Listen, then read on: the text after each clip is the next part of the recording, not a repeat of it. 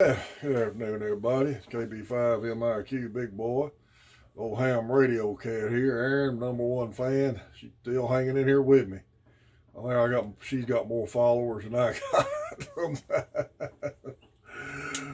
been kind of a slow week around here. Touch on a couple of subjects. Don't have anything really major to share.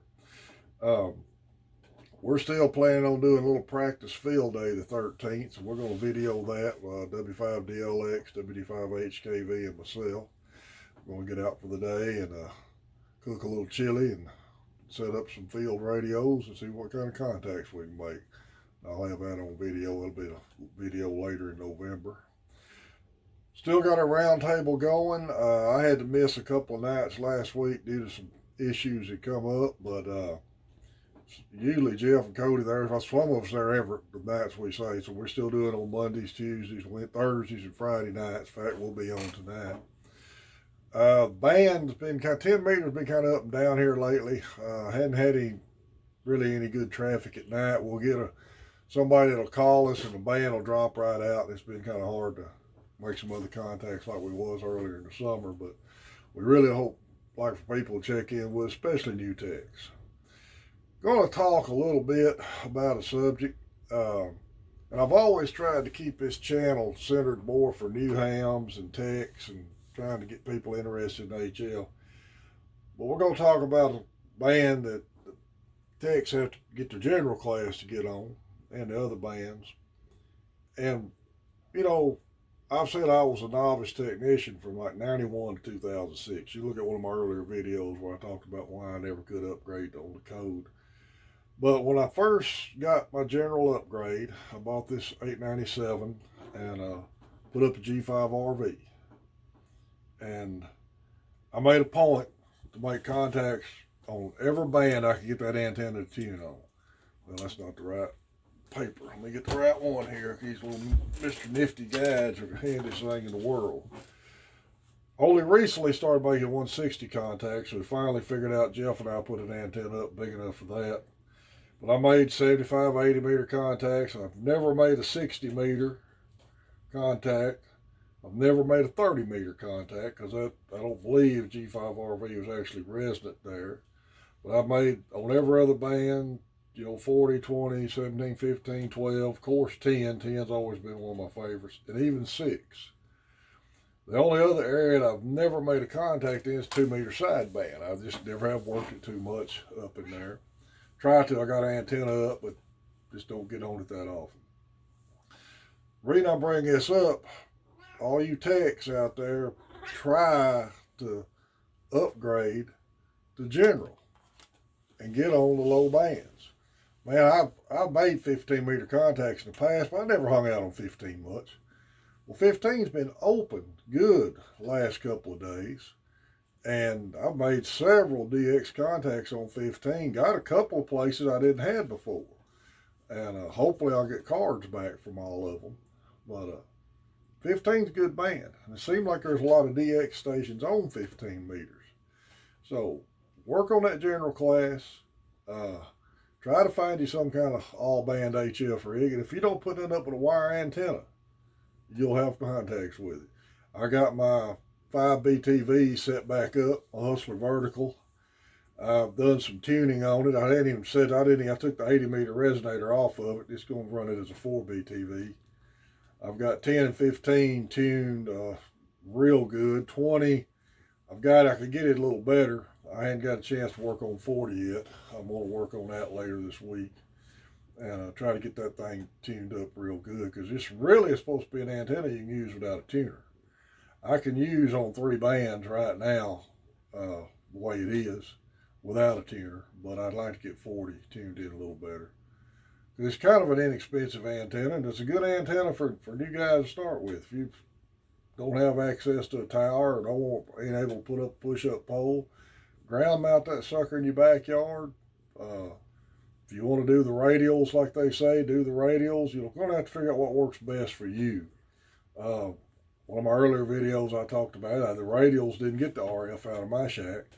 HKV told me the idea about driving a ground rod by it, clamping it to the ground rod with the support pole, and that worked for us. But just whatever works for you. That's what part of the hobby is, experimenting a little bit and figuring out what best antennas work for you. And like I said, you can work the world on a piece of cut wire correctly. So, got a friend of mine called me the other day. He's going to bring I can't remember, it's either a Hammerlin or Hallicrafters. I'd have to look it up to be sure. HQ 180 receiver he got. And he said it'll power up. He can see all the tubes glowing in it. He wants me to show him how to operate it, and I'm going to hook it up to an antenna here, and hopefully the thing will work good for him. Maybe we can get him interested in ham radio. One thing that I like, when you invite people into your shack, have your QSL cards displayed. That causes people to think, and most people walk in, they just see a radio, they're either intimidated by it because they don't know what it is, or they just want to ask questions about it. But if you see QSL cards on the wall, all these different type of Pecos cards people get in this hobby, that generates a little interest. So it's a good way to help promote the hobby out. And I try to send them out. And I don't know what's going on with the world now, maybe COVID, mail shutdowns or whatever, but I don't get back near as many as I used to. And I really like to get these things back.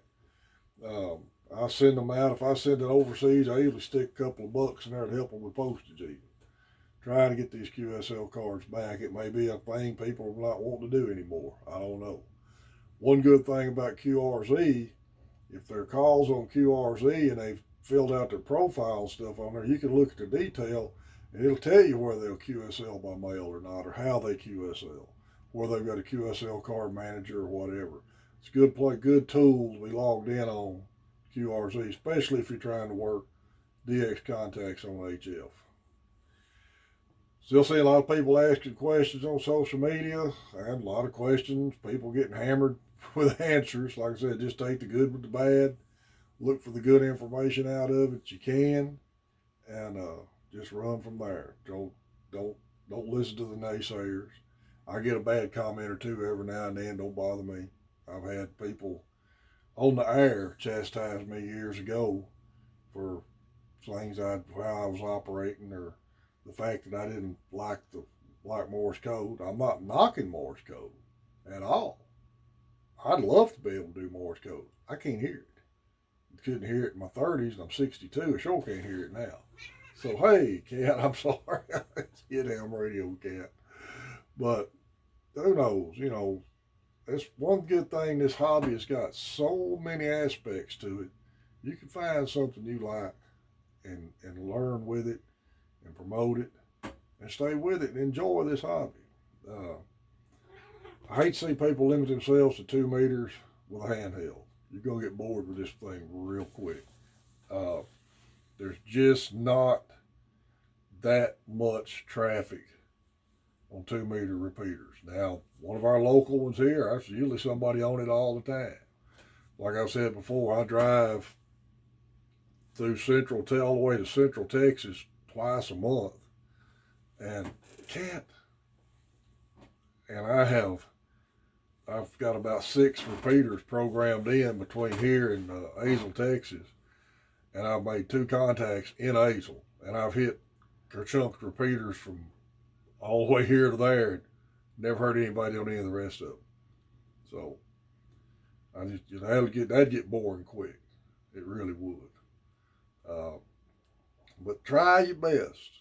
Get on 10 and upgrade to general and try those other bands out, especially 15 and 17, because there's some really good contacts to be made there. Well, I guess that's all I got for this week. Weather's coming in, weather's changing. Hadn't had anything blow down yet. We've got some really strong wind gusts coming through here today, so everything's still riding out so far, so good. Remember, Main Trading Company in Paris, Texas. Good company to deal with on getting your ham radio gear. If you're in the area, stop in there. Hopefully, they'll starts cooling off. They'll host the sidewalk sales again. Those are always good to go to. I went to all 3 of them they had back in the spring. Your Facebook pages, club pages, 4 States Amateur Radio, Shreveport Amateur Radio, Dallas Amateur Radio, Cowtown Amateur Radio, and anybody, look up ham radio club pages on Facebook for wherever you're at. It's a good way to get information and find out how to be a ham. Somebody on there will help you.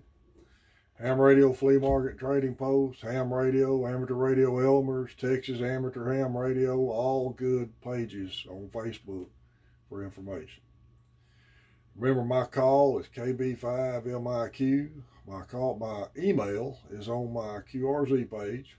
Feel free to drop me an email. I'll answer every one. And put something in the subject, your call sign, my call sign, or something, so I'll catch it. Because I get a lot of junk email. I don't want to miss anybody's email. Monday, Tuesdays, Thursdays, Friday nights, 7:30 Central Standard Time till probably 8:45, 8:15, 8:30. We try to hold our 10-meter round table. We're usually on 28,450, but sometimes the band's open. There's a net there 1 or 2 nights a week, and we usually go up to 470.